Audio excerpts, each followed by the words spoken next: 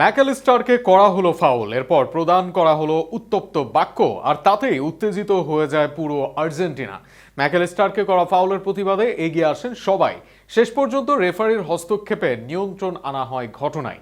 এটাই যেন আর্জেন্টাইনদের একতা, যে একতায় তাদের সাম্প্রতিক সাফল্যের মাপকাঠি। পুরো বিষয় নিয়ে থাকছে প্রতিবেদন। জাতীয় দলে থাকা সব আর্জেন্টাইনই খেলেন না বড় বড় ক্লাবে। কয়েকজন নিয়মিত খেললেও অন্য দেশের খেলোয়াড়দের মতো নেই স্পটলাইট। এমনকি অনেকে তো খেলেন অচেনা ক্লাবেও, তবুও জাতীয় দলে এসে পারফর্ম করেন সবাই। মেলে ধরেন নিজেকে, কেননা আর্জেন্টিনার দল যে বাধা একশোতই, আর একবার সেই বন্ধনের মিলল প্রমাণ। ঘটনার সূত্রপাত আর্জেন্টিনা বনাম আইসল্যান্ড ম্যাচের 55 মিনিটে মাঝমাঠে বল দখলের লড়াই চড়ে আর্জেন্টিনার অ্যালেক্সিস ম্যাকঅ্যালিস্টার ও আইসল্যান্ডের জোহানসনের। তবে সেখানে অ্যালিস্টারের সাথে না পেরে তাকে ফেলে দেন জোহানসন।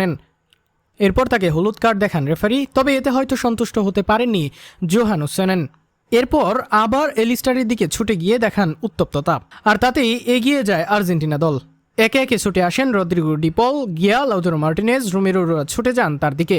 অপরদিকে আসতে থাকেন আরও খেলোয়াড়। সেখানে রোমেরো ও লাউতারো দাঁড়ান মুখোমুখি। এক পর্যায়ে রেফারি সরিয়ে নিতে চান জোহানসনকে, তবে এরপরেও তাকে ঘিরে থাকেন স্ট্রাইকার লাউতারো মার্টিনেজ।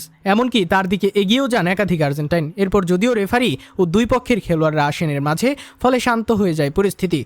শুরুতে জোহানসন কিছুটা রিপ্লাই দেওয়ার চেষ্টা করেন, তবে আর্জেন্টাইনদের একতা দেখে তিনিও সরিয়ে নেন নিজেকে। গত 4 আসরের 4টা শিরোপা আর্জেন্টিনা দলের, 2 কোপা আমেরিকা, 1 ফাইনালিসিমার সাথে বিশ্বকাপটাও অর্জন করা হয়েছে। অথচ দলের বড় বড় নাম কম অন্য দলের চেয়ে, এমনকি ক্লাব পারফর্মারও নেই সেভাবে তেমন। এরপরেও দলটা বিশ্ব চ্যাম্পিয়ন, কেননা আর্জেন্টিনার জন্য সবাই খেলেন সর্বোচ্চ দিয়ে, আবার একই সাথে স্বার্থহীনভাবেই খেলেন একে অন্যের জন্য। তাই আর্জেন্টিনার শুধু 11 জন ফুটবলারের দল নয়, বরং এটি কোটি পরিবারের নাম। মাঠে একজনের উপর আঘাত এলে বাকিরা যে মুহূর্তেই পাশে দাঁড়ান, সেটি তাদের সবচেয়ে বড় শক্তি।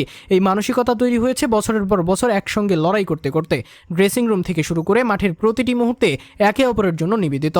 আধুনিক ফুটবলে অনেক সময় ব্যক্তিগত প্রতিভার চেয়েও এই দলীয় বন্ধনই পার্থক্য করে দেয়। ম্যাকঅ্যালিস্টারকে ঘিরে ঘটে যাওয়া এই ঘটনা ছিল সেই ঐক্যের একটি উদাহরণ, যে ঐক্য আর্জেন্টিনাকে করেছে বিশ্ব চ্যাম্পিয়ন, আর যেই ঐক্যই ভবিষ্যতেও তাদের সবচেয়ে বড় অস্ত্র হয়ে থাকতে পারে, এনে দিতে পারে আরও সাফল্য।